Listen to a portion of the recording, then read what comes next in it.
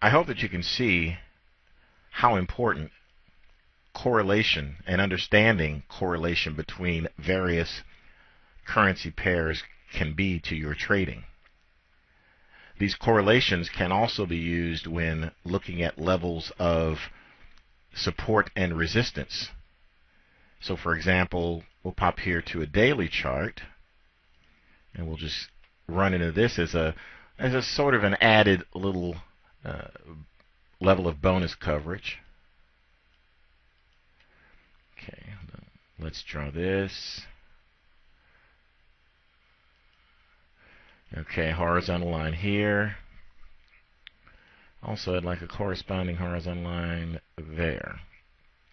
Okay, so these areas where the price can't get through or doesn't go through, don't say can't, never say can't when it comes to the market. The price seems to be tough. It resists going through the top of that. That's a level of resistance there. Now, the opposite is true when the prices seem to not be able to penetrate a bottom. That's an area of support. When you're using correlation, you can see how these line up down here in that same time frame. Right around here,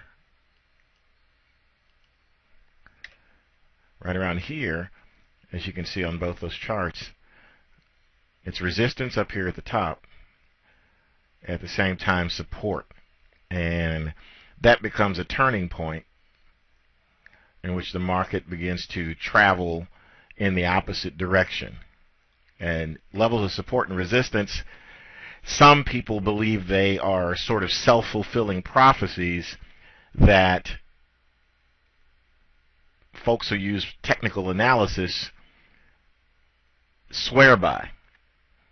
But the reality is, you can see there are certain levels where, self-fulfilling prophecy or not, where the price seems to bounce off this invisible ceiling, if you will, and it seems to bounce off this invisible floor. And looking at these types of prices and levels gives you a lot of insight into things which may happen at some point in time in the future. So moving even aside from correlation trading into just straight levels of support and resistance, I'm going to increase the size of this chart so we just see the euro dollar US dollar here. Okay, you can see we bounced off this level. This is a daily chart. Okay, now give me another level here. We bounced off here, went back across, all the way back up to the top. We actually penetrated, but you can see this here, this candlestick pattern. We moved back down, and we tried to penetrate again, and we came all the way back down to this level. Now, everyone who follows support and resistance will be looking for things to stall out at this particular level. And as you can see, they did, because we had a big bounce up, almost, well, it was past the halfway point of the previous day. We had a big bounce up, and then we started back down again. So we may see that prices may attempt to penetrate this level and go further down. Then the next point to look for would be down here. So support and resistance gives us a number of things to look at. And one of the important things is a level of risk and reward. So say, for example, we're up here, and we travel down, we come down here, and we're moving back up. So we've identified this as a level of resistance, and we're wondering, okay, how much can we risk if we wanted to go short? I mean, you start to see the spinning tops, the candlestick patterns here, which are indicating that this upward trend is exhausting. That's basically a doji right there for all practical purposes. And we're expecting price to come up near here and bounce down. So if you are looking to get long in this area, for instance, you already see that there's resistance up here. So if you're already looking to get long and there's a possibility there may be a bounce off resistance, then your reward is not that great. Whereas the risk on the short side from here down to this level of support is pretty huge. It's pretty huge. Okay, so that makes perfect sense. You can see this for yourself, and these levels are true really regardless of the market. I'll pull another market over here, and we can draw some levels so you can get a quick look at what's going on. Let me turn off auto return there. So we'll just go back a ways. Okay, and let's look at our resistance being up there, our support being down here, and let's go by here one at a time again. We bounce off. We're moving up nicely. Now, you'll notice this may be a more major level here, and as we come down further, other levels come into play. Okay, you can see this level here moves up, bounces off that level, comes back, bounces off that same level that we previously identified. Let's see what happens as we move on. Okay, bounces off the level, goes up, doesn't quite make it, comes back down. It's pretty even along here. This period in which the price moves back and forth is known as congestion and consolidation as well. Those are two names used for it. This entire corridor can actually be considered a huge channel of congestion. As you can see, stalled around here long enough without going up. Sometimes that's an interesting sign too. Okay, and move down nicely. Okay, so we're going through and we're drawing levels of support and resistance as prices change. Okay, here we go. We have new support there, new resistance there, falls down through,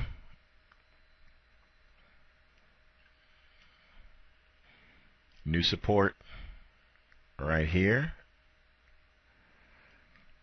and it narrows along and we just kind of meander around. Okay, so if you're looking here to get short, then the possibility that you get short and it run all the way back up here is strong. And so you have to look at the chart and determine if that level of move from here to back here, if your stop's back at this point, if it's worth it for you, if that works out for you. In this case, that's about 170 pips. So that's within acceptable using the 1/10 of a standard contract size, as we had discussed before, for the amount of our demo account. Okay, I'm going to pop this back up here. And we're going to go back to our original chart here. And again, these principles are applicable using any time frame and any currency pair. That makes them extremely useful and universal. Go back to our standard chart. Okay, daily, that's going to be 4 hour down there. So what we've covered is setting up our MetaTrader software, first downloading and installing. We've covered the File menu, the Insert menu, installing and activating indicators. We've also covered basics of MetaTrader charts, as well as an introduction to the all-important risk control. We've had quick start tutorials as well as some sample trades with inside bar breakouts. We've looked at channel breakouts. We've looked at support and resistance. We've looked at a number of different things here. We've looked at how to actually place orders. We've looked at controlling our risk, which is quite naturally of paramount importance. We've looked at lots of things here. So we've covered the basics of what you need to trade successfully. And in reality, you could use something as simple as the inside bar breakout and be wildly, wildly profitable. So you have the basis right here and right now to experiment. And with a demo account, you can experiment with no financial risk to you. One word of caution with regard to a demo account is that don't get wild in the demo account. Okay, what I mean by that is that you should keep your risk at the same levels that you will have them when you trade your actual account, when you open up your real money account. So if that happens to be 3%, don't risk 30% in your demo account. Practice makes perfect. And if you practice the right things, you get better at doing the right things. And there is nothing that's going to be more important than controlling your risk. That will keep you in the game. It will definitely keep you in the game. Keep in mind also that sometimes being diversified is more,